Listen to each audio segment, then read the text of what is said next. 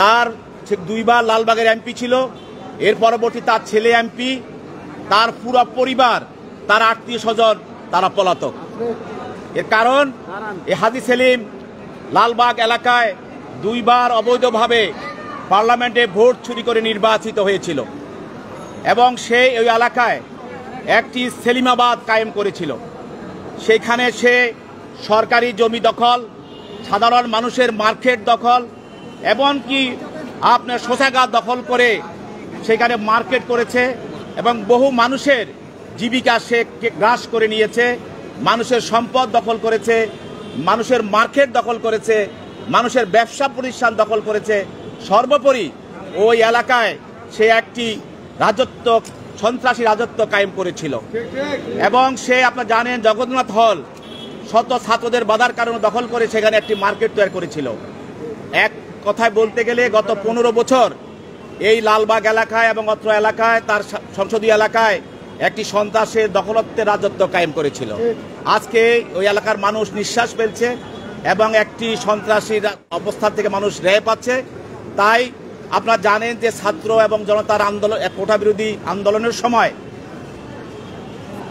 আওয়ামী লীগের পক্ষ থেকে তার নেতা কর্মী এবং সাবেক এমপিদেরকে নির্দেশ দেওয়া হয়েছিল যে আন্দোলনকে থামানোর জন্য, এই আন্দোলনকে স্তব্ধ করে দেওয়ার জন্য।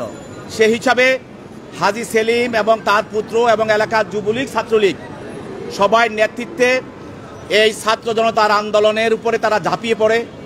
এর পরিপ্রেক্ষিতে গত 18/7/24 তারিখে তাদের সংসদীয় এলাকায়, আজিমপুর সরকারি আবাসিক এলাকায়, আজিমপুর সংসদীয় এলাকায় এক ছাত্র জনতার, এই বৈষম্য বিরোধী ছাত্র জনতার মিছিলে পুলিশ গুলি চালায়।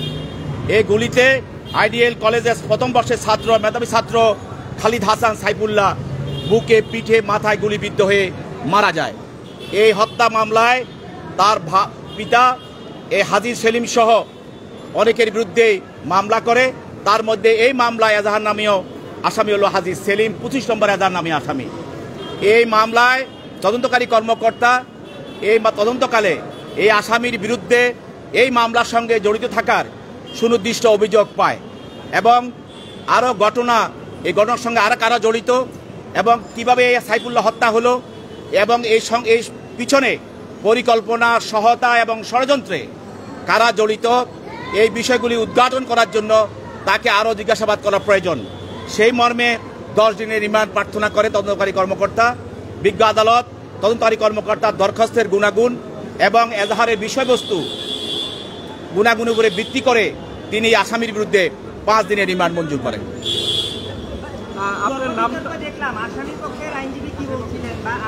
আসামি পক্ষের আইনজীবী বলছেন যে মামলার ভিতরে বলা আছে সে গুলি করে নাই, পুলিশ গুলি করেছে।